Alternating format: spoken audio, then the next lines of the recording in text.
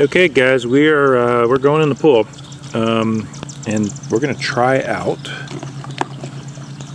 the OTS Spectrum. So we got it all rigged up, kind of an older Sherwood regulator we got on there just to see how this thing works. We are shooting this with the Olympus Tough TG6 4K camera in the Olympus housing with the backscatter air water lens, the dome on it. So let's see how this goes. Okay, I don't know how the audio is when this is in the housing. That's something else that's going to be interesting to learn here as we go through this video. So, a couple of early observations.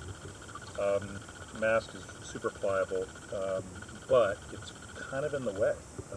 Unlike a standard regulator, you can kind of tuck it away. This thing sort of just, I won't say it gets hung up on stuff, but it's just sort of hard to know where to put it. We've been diving for 35 years with standard gear. It also will fog, I'm told, so I went ahead and put some sea drops on the inside here. I also burned off the oil with the flame trick. So let's go ahead and get in and see how this thing works.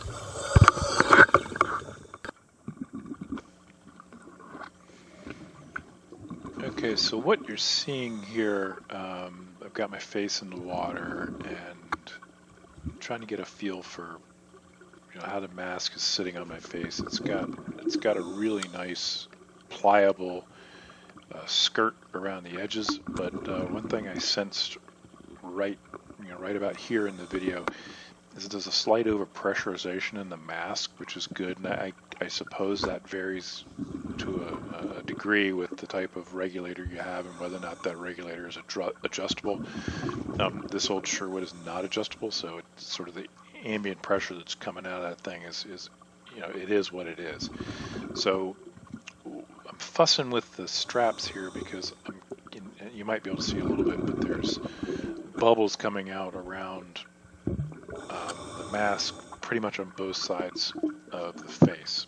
So I'm tightening the straps, and actually the mask ends up being a lot more firmly strapped to the face with more force than I originally thought was necessary, but it's not uncomfortable. And the other thing that I noticed, I think that's what's going on here, is that the skirt was actually folded over in front of my ear, and there was a bit of leaking that was going on there. So once I got that fixed and settled in, really, they're messing with it right there. It's really comfortable to wear, and as you'll see here in the video, I'm looking around and testing how much the regulator moves around in the rubber of the mask, and that seems to be pretty comfortable. Yeah, it was a good experience. The fogging really wasn't an issue with the sea drops that were on there, and I don't pull the mask off and try to do any clearing or anything with it. But I think the point is that it really needs to be pretty firmly strapped onto your face to prevent that leaking around the edge, and I think that's really what I learned here. The nose ear clearing device, it's very much like a regular mask. It's very easy to manipulate it.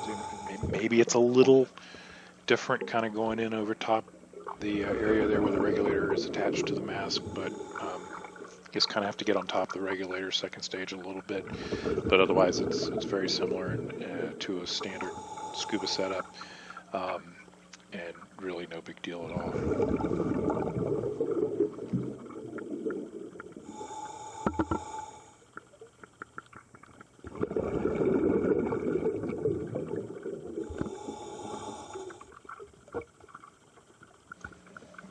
So that's really my impressions there as I'm going through the test here in the pool.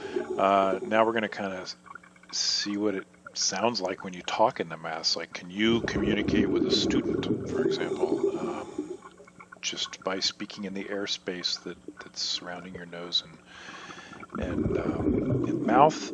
it's interesting. So let's check that out.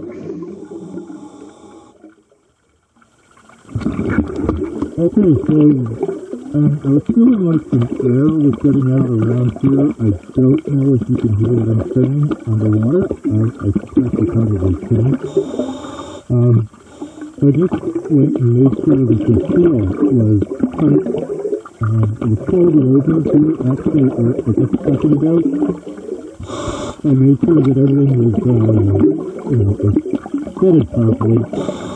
And it seems like the strap test of these it's doing pretty good. Because the mask is just a little bit pressurized.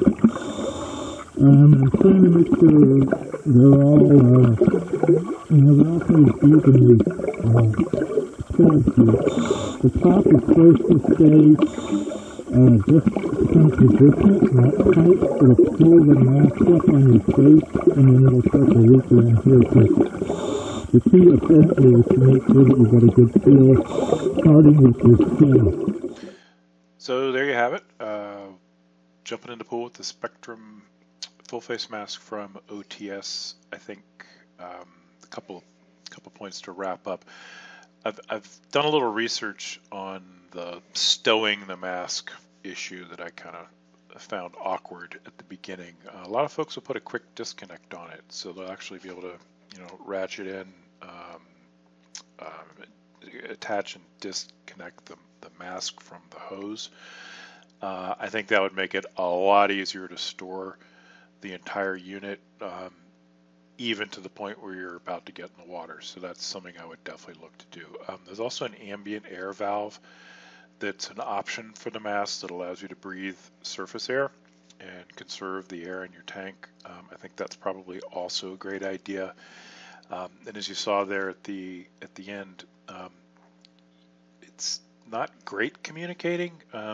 It's certainly better than standard scuba, where you essentially can't communicate at all. But I think if you really needed to tell somebody something and you didn't have the comms set up for it, with a little bit of work you can probably communicate. It's just muffled, and the way the nose pocket is isolated from the mouth, it's almost like pinching your nose. So I think that tends to disrupt the clarity or impact the clarity of what you're trying to say underwater as well. So overall, I would say it would be nice to see one in clear silicone. I normally dive with clear silicone masks, and I know that black masks, black rubber masks are sort of vogue again. It felt a little tunnel vision-y to me. Some people might find that claustrophobic, perhaps, if they're used to just all that light coming in around, the skirt on a clear silicone mask. So maybe that's a consideration. But it's cool. I think for somebody who may prefer or be more comfortable with air around the nose, and like the snorkel full face mask snorkel deals are pretty popular now. Of course, the limitation, you can't really teach a student to dive in this mask. This is a specialty course, and they've got to know scuba, and they've got to know all the safety aspects of shared air breathing, regulator recovery. When you're on the full face mask, you really need to have your standby. Emergency second stage convenient. You need to have access to a backup mask so you can make a safe ascent in case there's a problem with the full face mask. So there are some considerations, but the cost entry point on the Spectrum is really good. It's around $400 for the base model, I think.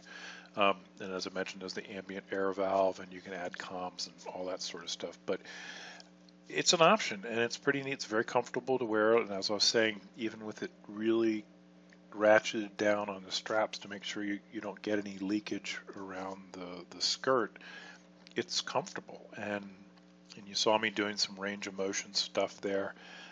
The regulator does sit a little loose in the mask. It's just the material that the mask is made with allows the regulator to move around a little bit. There's a hard plastic reinforcement inside that limits that, but it does, it kind of does this, and that's why you saw me doing this sort of thing in the video just to sort of see what that was like, but that really wasn't a problem when you're wearing the mask. It's like I said, it's pretty comfortable. I'm gonna obviously be paying attention to the mask clearing. Some full face masks will actually vent some cylinder air up into the top portion of the mask to assist with keeping that dry. That isn't a feature of the Spectrum, but for the entry point with the price, it's probably something a lot of people want to consider. So that wraps up my my first check of the Spectrum mask in the pool. Thanks.